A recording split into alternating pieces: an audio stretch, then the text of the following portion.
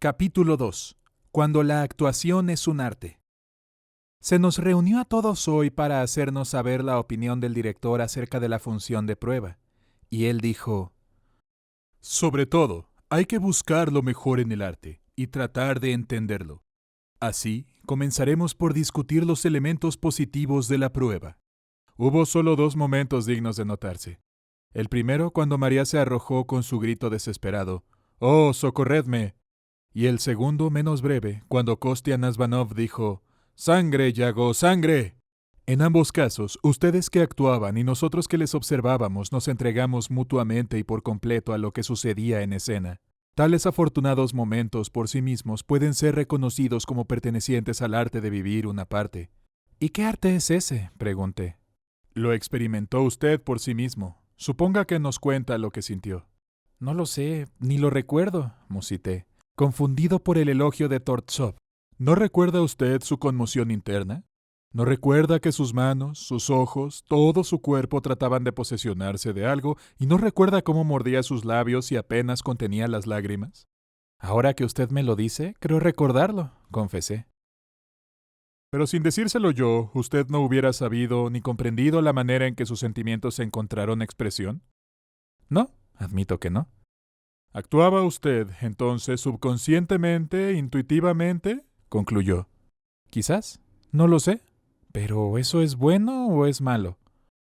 Muy bueno, si su intuición le lleva por el camino debido, y muy malo si se equivoca, explicó Tortsov.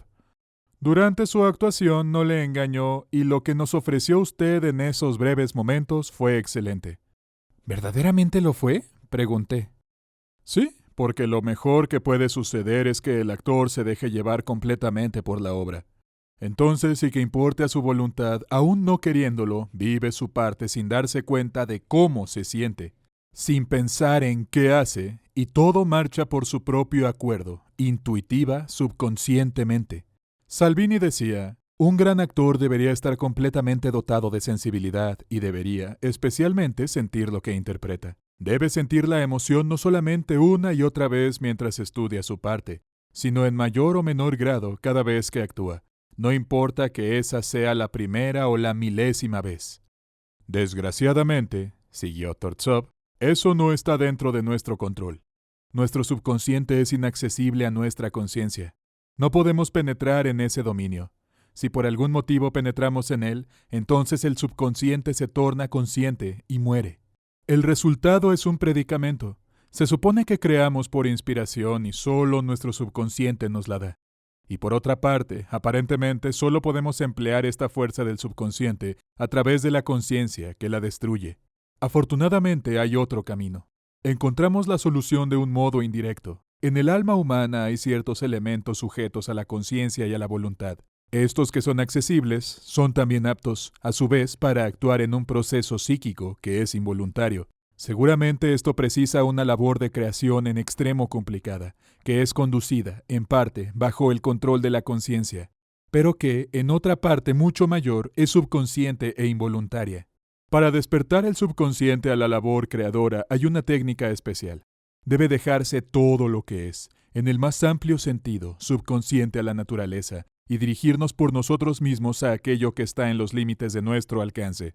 Cuando el subconsciente, cuando la intuición entran en nuestra labor, debemos saber cómo no interferirla. No se puede crear siempre subconscientemente y solo por inspiración. No existe tal genio en el mundo. Es por eso que nuestro arte nos enseña primero que nada a crear consciente y debidamente. Porque esto constituye la preparación mejor para el florecimiento del subconsciente, que es inspiración. Mientras más sean los momentos de creación consciente en una parte o en un rol, mayor ocasión habrá para que fluya la inspiración. Usted puede actuar bien o mal. Lo importante es que actúe verdaderamente, escribió Shepkin a su discípulo Chomsky.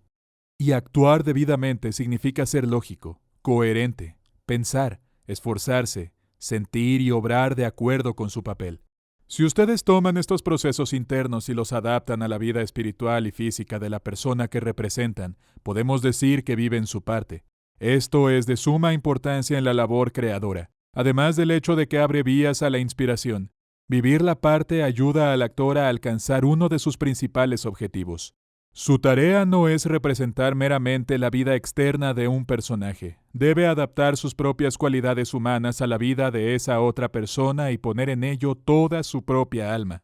El objetivo fundamental de nuestro arte es la creación de esta vida interna de un espíritu humano y su expresión en forma artística. He aquí por qué empezamos a considerar el aspecto interno de un rol y cómo crear su vida espiritual a través de la ayuda del proceso interno por el que vivimos la parte. Ustedes deben vivirla realmente experimentando sentimientos análogos a ella, cada una y todas las veces que repitan el proceso de crearla. ¿Por qué el subconsciente depende de esa manera del consciente?, pregunté. Me parece completamente normal, fue la respuesta. El uso del vapor, la electricidad, el viento, el agua u otra energía natural, sin voluntad, depende de la inteligencia de un ingeniero. Nuestro poder subconsciente no puede funcionar sin su propio ingeniero. Nuestra técnica consciente, solo cuando un actor siente que su vida interna y externa en la escena fluyen, y que se realizan de una manera natural y normal en las circunstancias que le rodean. Es cuando las más profundas fuentes de su subconsciente se abren sin esfuerzo y de ellas nacen sentimientos que no siempre podemos analizar. Por un espacio mayor o menor de tiempo se posesionan de nosotros siempre que algún instinto interno lo ordene.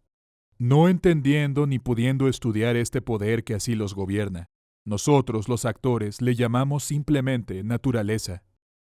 Pero si usted quebranta las leyes de la vida orgánica normal y ésta deja de funcionar debidamente, entonces este subconsciente altamente sensitivo se siente afectado y deja de actuar. Para impedir esto, planeé primero, conscientemente, su rol. Luego, actúelo con veracidad. En este punto el realismo y aún el naturalismo en la preparación interna de una parte es esencial, porque hace que el subconsciente trabaje y que brote la inspiración. De lo que usted nos ha dicho, infiero que para estudiar nuestro arte debemos asimilar o adquirir una técnica psicológica de cómo vivir una parte, y que eso nos ayudará a cumplir nuestra finalidad principal, que es crear la vida de un espíritu humano, dijo Paul Shustov. Es correcto, pero no completo, replicó Tortsov. Nuestra finalidad no es solo crear la vida de un espíritu humano, sino también expresarla en forma artística, bella. Un actor está obligado a vivir su parte de una manera internamente controlada, curiosamente, y dar cuerpo externamente a su experiencia. Le pido que note en especial que la dependencia del cuerpo respecto al alma es particularmente importante en nuestra escuela de arte. A fin de expresar una más delicada y completa vida subconsciente, es necesario tener control de un aparato físico y vocal excepcionalmente responsable, excelentemente preparado. Este aparato debe estar listo al instante para reproducir exacto y fiel los más delicados e inclusive todos los intangibles sentimientos con gran sensibilidad y exactitud. He aquí por qué un actor de nuestro tipo está obligado a trabajar mucho más que otros, tanto en su preparación interna, que crea la vida de la parte, como en su aparato externo, que debe reproducir con precisión los resultados de la labor creadora de sus emociones. Aún exteriorizar un papel es algo grandemente influenciado por el subconsciente. De hecho, ninguna técnica artificial, teatral, puede nunca compararse con las maravillas que la naturaleza pone de manifiesto. He señalado a ustedes hoy, en líneas generales, lo que consideramos esencial. Nuestra experiencia nos ha llevado a adquirir una firme creencia de que solo el arte de esta clase, empapado como está de experiencias vivas de seres humanos, puede artísticamente reproducir los impalpables fondos, sombras y matices de la vida. Solo un arte como este puede absorber por completo al espectador y hacerle comprender y experimentar internamente los sucesos que se desarrollan en la escena, enriqueciendo su vida íntima y dejándole impresiones que no se borran con el tiempo. Más aún, y esto es de primera importancia, las bases orgánicas de las leyes de la naturaleza, en las que nuestro arte se funda, les protegerán en el futuro de caer en el camino errado. ¿Quién sabe bajo qué directores o en qué teatros trabajarán ustedes? No en todas partes ni con todos encontrarán una labor creadora basada en la naturaleza. En la gran mayoría de los teatros, los actores y productores violan de continuo la naturaleza en la forma más vergonzosa. Pero si ustedes están seguros de conocer los límites del verdadero arte y las leyes orgánicas naturales, no se perderán. Siempre serán capaces de notar y entender sus errores y corregirlos. Esta es la razón de que el estudio de los fundamentos de nuestro arte sea el principio del trabajo de cada actor estudiante. Sí, sí, exclamé. Me siento feliz por haber dado un paso, aunque haya sido solo uno en esa dirección. No tan aprisa, objetó Tortsov. De otra manera sufrirá la más amarga desilusión. No confunda lo que es vivir una parte con lo que nos mostró en escena. Entonces, ¿qué fue lo que hice?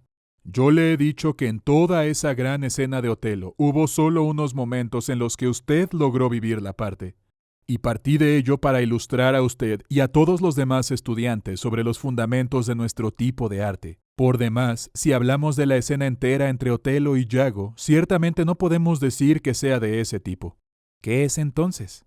Es lo que llamamos actuación forzada, definió el director. ¿Y qué es eso?, pregunté, molesto. Cuando se actúa como usted hizo, explicó. Hay momentos aislados en los que de pronto e inesperadamente se alcanzan grandes alturas y se conmueve al público.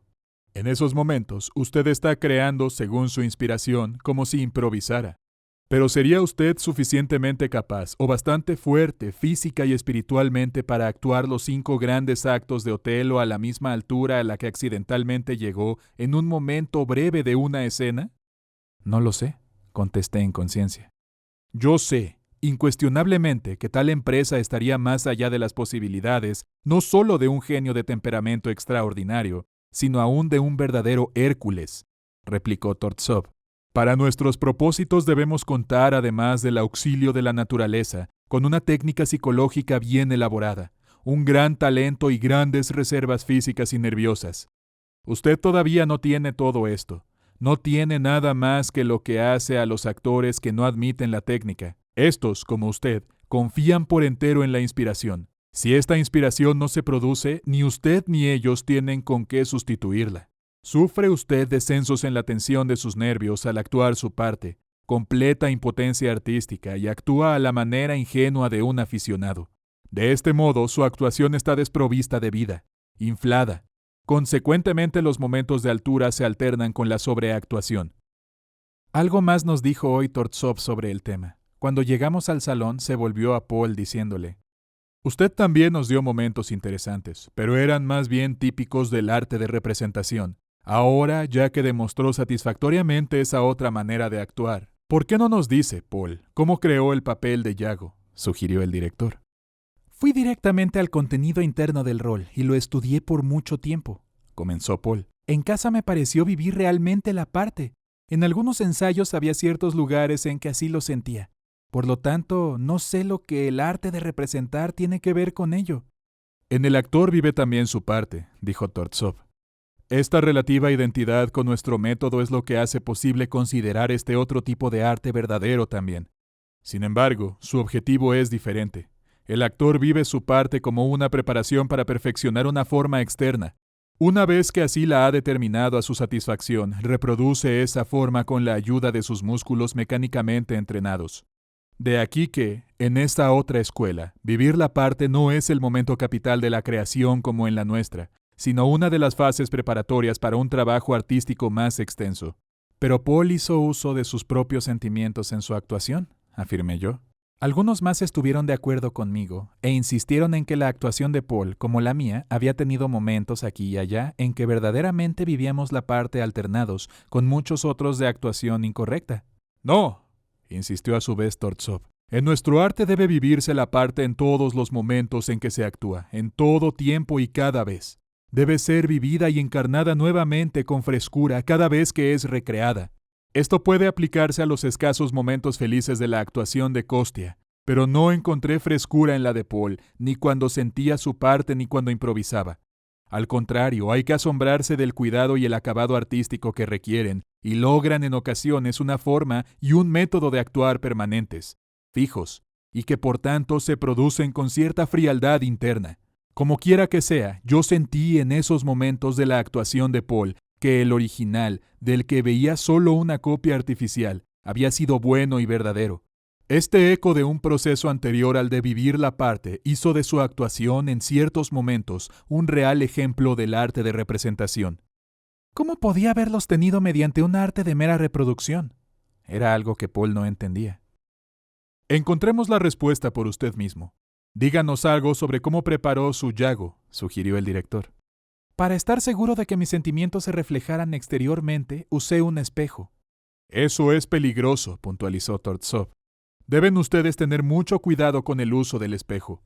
Enseña al actor a observar el exterior más que el interior de su alma, tanto respecto de sí mismo como respecto a su arte. Sin embargo, me ayudó a ver cómo mi exterior reflejaba mis sensaciones, insistió Paul. ¿Sus propias sensaciones o aquellas que preparó para su parte? Las mías, pero aplicadas a la parte, explicó Paul. En consecuencia, mientras trabajaba con el espejo, usted estaba interesado no tanto en su exterior, en su apariencia general, sus gestos, sino también principalmente en la manera como usted exteriorizaba sus íntimas sensaciones. ¡Exactamente!, exclamó Paul. Eso es también típico, observó Tortsov.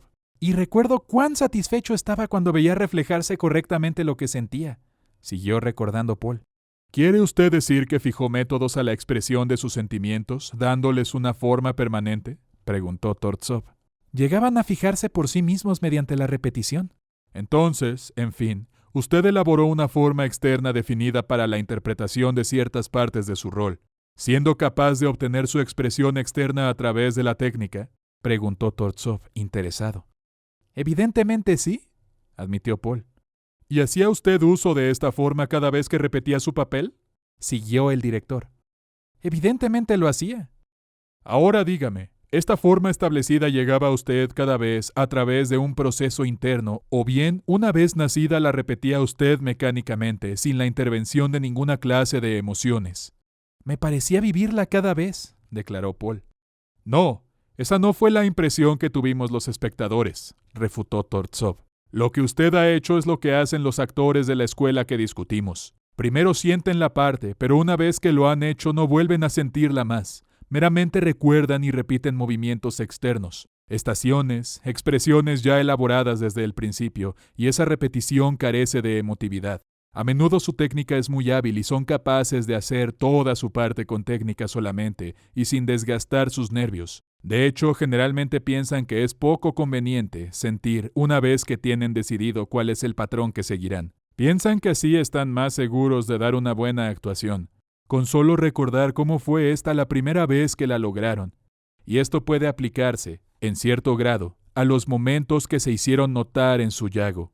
Trate de recordar lo que sucedió a medida que usted trabajaba. Paul reconoció no haber estado satisfecho con su trabajo en otras partes del papel, o con la apariencia de yago en su espejo, y finalmente que trató de reproducir la apariencia de alguien a quien él conocía, cuyo aspecto podía tomarse por un buen ejemplo de maldad y disimulo.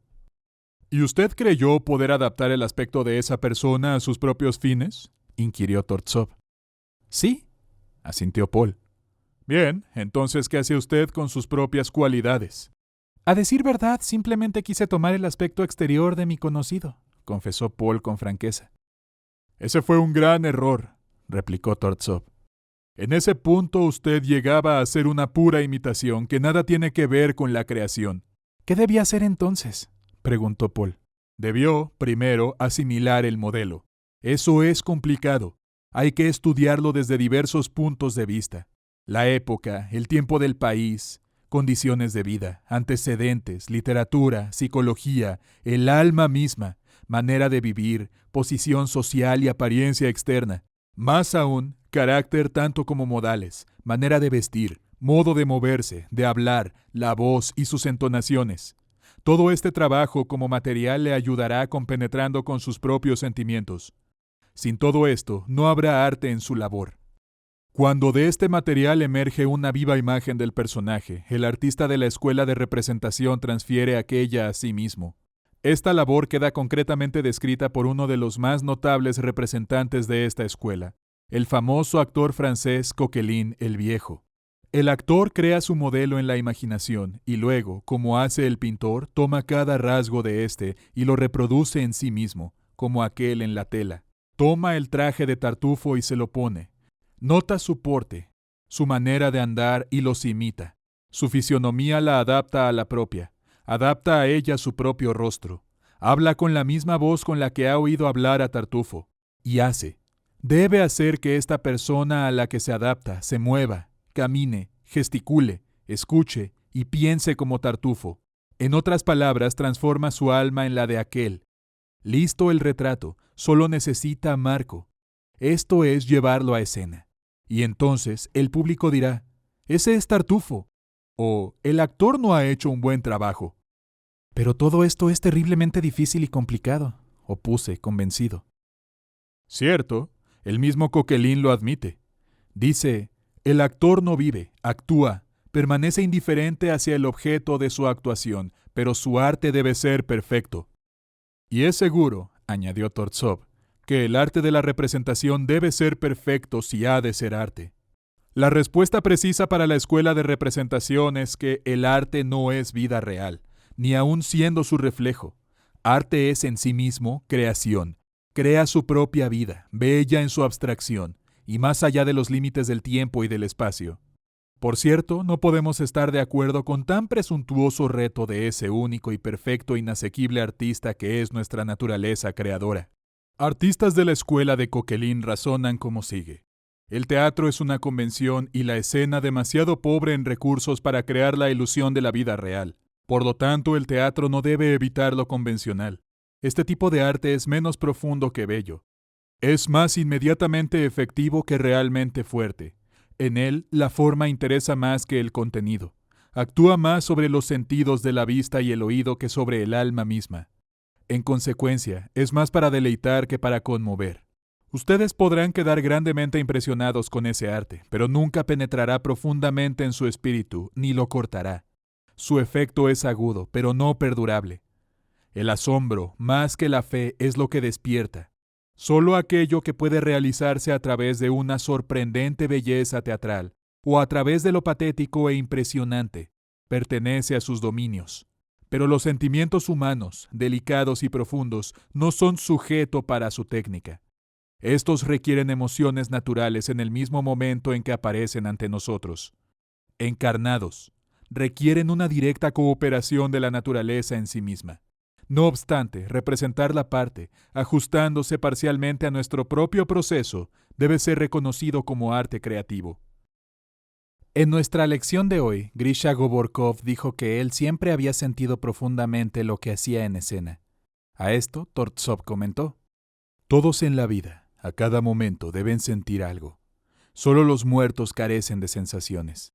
Lo importante es saber qué es lo que se siente en escena, porque a menudo sucede que hasta el más experimentado actor tiene su vida privada y lleva consigo a la escena algo que no es ni importante ni esencial para su papel. Y esto le sucedió a todos ustedes. Algunos estudiantes lucían su voz, sus entonaciones de efecto, su técnica de actuación. Otros hacían reír a los espectadores con su actividad vivaz, con saltos de ballet, con una desesperada sobreactuación, y se engreían consigo mismos con bellos gestos y posturas. En pocas palabras, traían a la escena todo menos aquello que era necesario para los papeles que encarnaban. En cuanto a usted, Goborkov, ni se acercó siquiera al contenido interno del suyo, ni lo vivió ni lo representó, sino que hizo algo completamente diferente. ¿Qué hice?, se apresuró a preguntar Grisha. Actuar mecánicamente, sin duda. No una mala actuación de esta clase, habiendo más bien elaborado métodos de representar un papel ilustrándolo convencionalmente. Omitiré la larga discusión que promovió Grisha, yendo directamente a la explicación que dio Tortsov sobre las fronteras que separan el arte verdadero de la actuación mecánica. No puede haber arte verdadero sin vida. Este comienza donde el sentimiento se compenetra con él. ¿Y la actuación mecánica?, preguntó Grisha. Comienza donde termina el arte creativo. En la actuación mecánica no hay lugar para ningún proceso vivo, y si éste aparece es solo por accidente. Ustedes entenderán esto mejor cuando reconozcan los orígenes y métodos de la actuación mecánica, que caracterizamos como sellos de goma. Para reproducir sentimientos deben ustedes ser capaces de identificarlos por haberlos experimentado. Como los actores que actúan mecánicamente no los experimentan, no pueden reproducir su efecto exterior. Con la ayuda de la mímica, la voz y sus ademanes, el actor mecánico ofrece al público nada más que la máscara inanimada de sentimientos no existentes. Para ello, ha sido elaborada una gran variedad de efectos puramente pintorescos que pretenden caracterizar toda clase de sentimientos, valiéndose de medios puramente externos.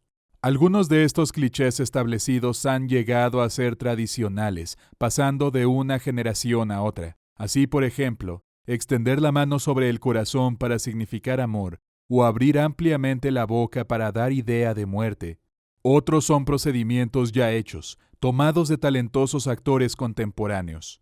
Así, frotarse la frente con el dorso de la mano, como Vera Komisarshevskaya acostumbraba a hacer en sus momentos trágicos.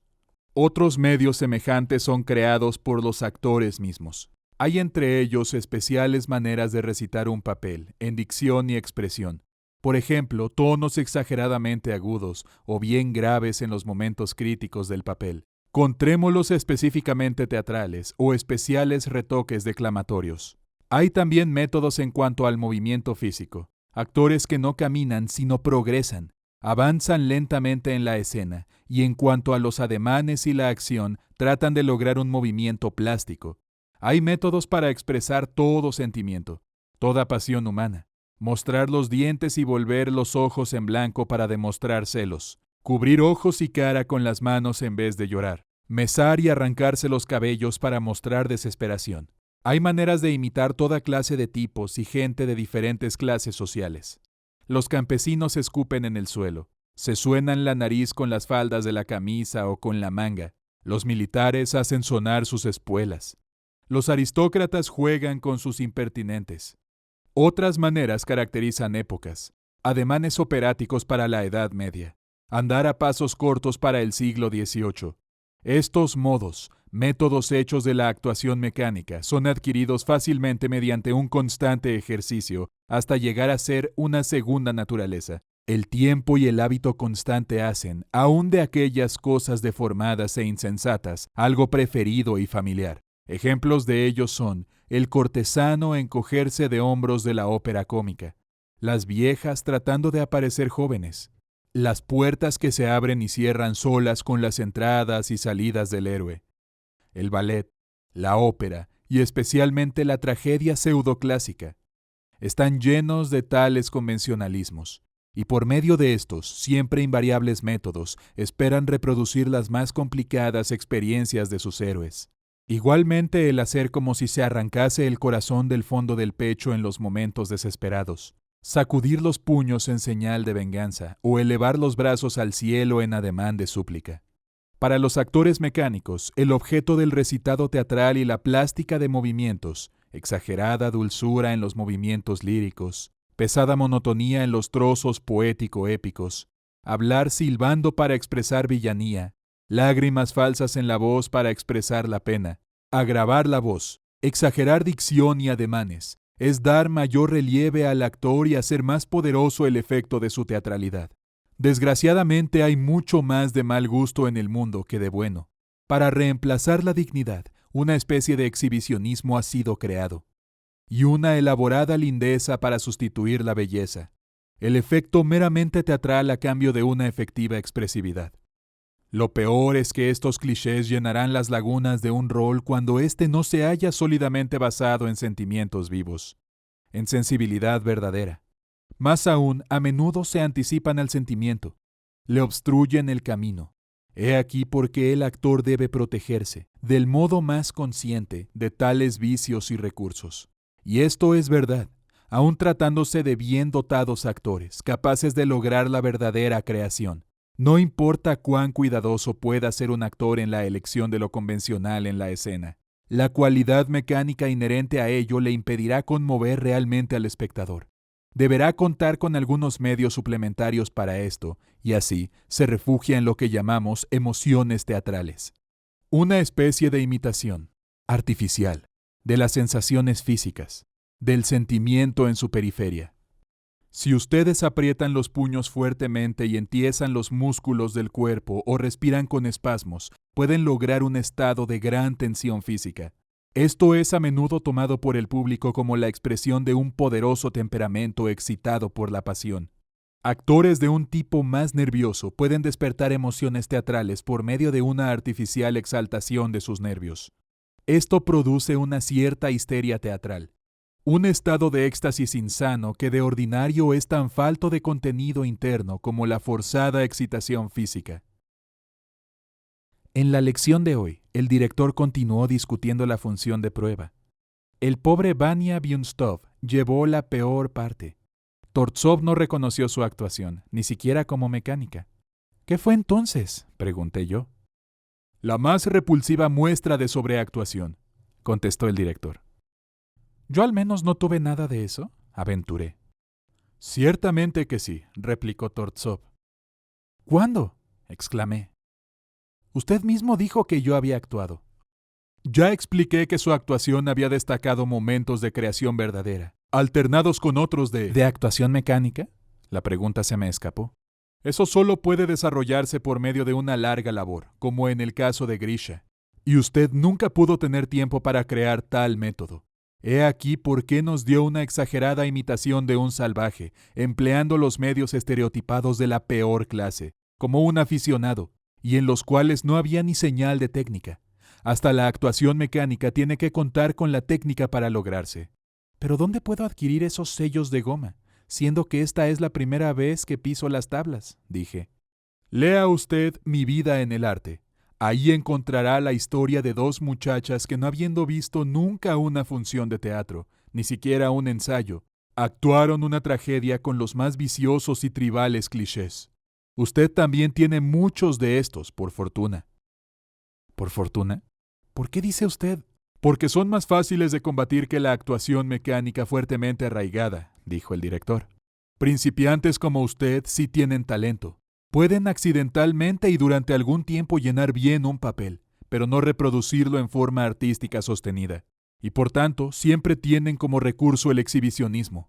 Al principio esto no es perjudicial, pero nunca debe olvidarse de que lleva en sí mismo el germen de un gran peligro, y usted debe luchar contra él desde el primer momento, para que no pueda desarrollar hábitos que le malogren como actor, desviando sus dotes naturales. Tome su propio ejemplo. Usted es inteligente. ¿Por qué entonces en su exhibición de prueba, a excepción de breves momentos, actuó absurdamente? ¿Puede creer de veras que los moros, que en una época fueron renombrados por su cultura, eran como animales salvajes, como bestias enjauladas? El salvaje que usted encarnó, aún en una tranquila conversación con su padre, rugiría, le mostraría los dientes y volvería en blanco los ojos.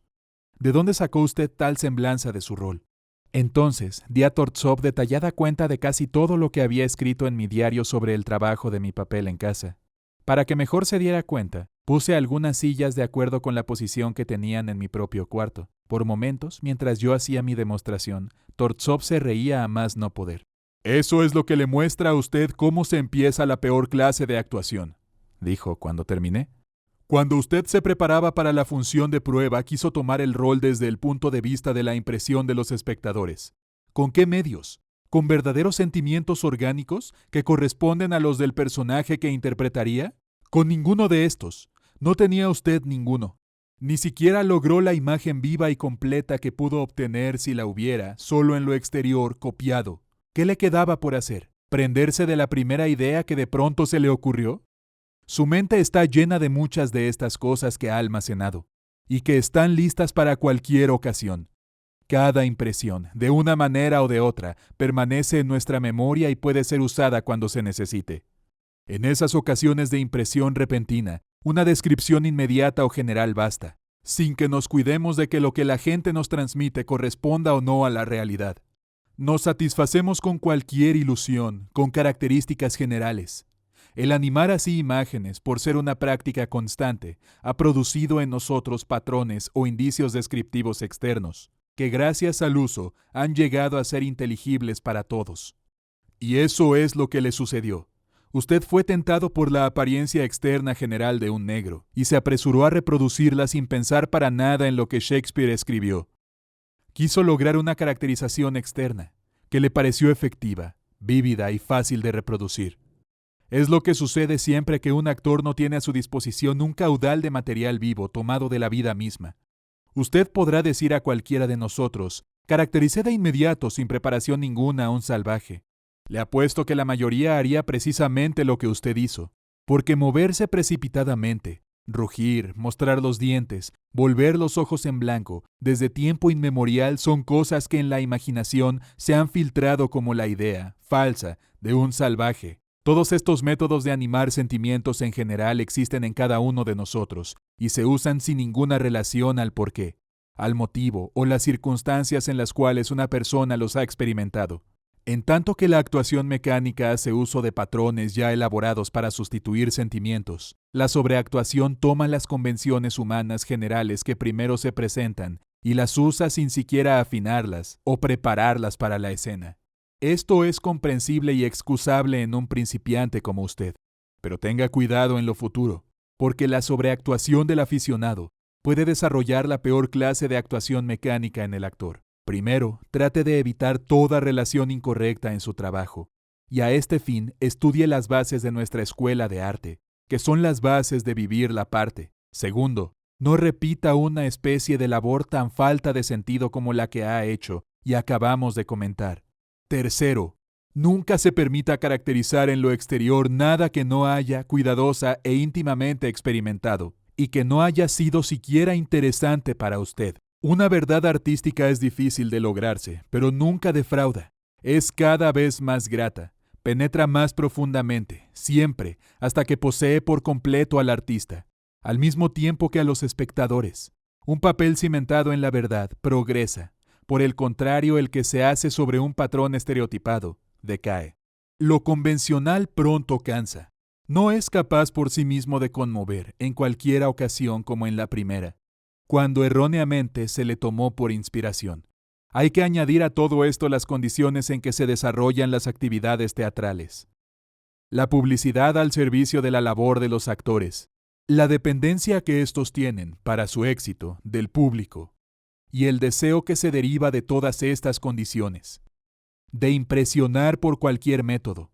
Estos estímulos profesionales con mucha frecuencia se apoderan del actor, aun cuando haga un papel ya establecido, y no mejoran la calidad de su trabajo. Por el contrario, le influencian conduciéndolo al exhibicionismo y reforzando los métodos estereotipados de que hace uso. En el caso de Grisha, él ha trabajado realmente sobre moldes convencionales, sellos de goma, con el resultado de que siendo suyos son más o menos buenos. Pero los que usted empleó fueron malos porque ni siquiera los trabajó. He aquí por qué llamé a la labor de Grisha más bien una actuación mecánica decente, y a la parte infortunada de la actuación de usted la consideré una sobreactuación de aficionado. En resumen, ¿mi actuación fue una mezcla de lo peor y lo mejor de nuestra profesión? No realmente lo peor, dijo Tortsov. Lo que otros hicieron fue aún más malo.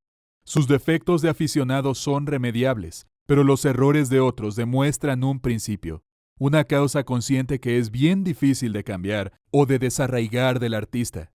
¿Qué es ello? La explotación del arte. ¿En qué consiste?, preguntó uno de los estudiantes. En lo que Sonia Veliaminova hizo. ¿Yo? La pobre muchacha saltó de su asiento, sorprendida. ¿Qué hice yo? Mostrarnos sus manos, sus piececitos, toda su persona, porque en el escenario podían lucir mejor, contestó el director. ¡Qué pena! Yo no me di cuenta. Es lo que sucede siempre cuando un hábito es realmente fuerte. ¿Por qué me elogió usted entonces? Porque sus manos y sus pies son bonitos. ¿Y qué fue lo malo?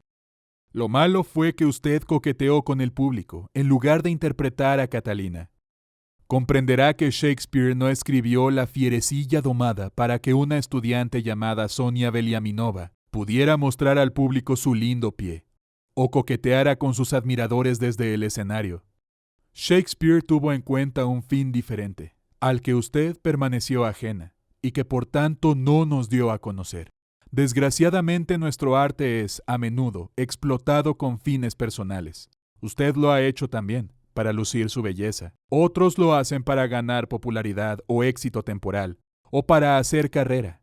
En nuestra profesión, ese es un fenómeno común, y yo me apresuro a oponerme a ello en su caso. Ahora recuerden, sin olvidarlo, lo que voy a decirles.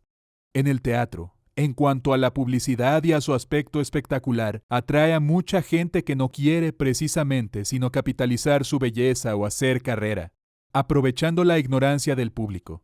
Sus gustos dictados, favoritismo, intrigas, falso éxito y muchos otros medios que nada tienen que ver con el arte de la creación. Estos explotadores son los peores, los enemigos mortales del arte.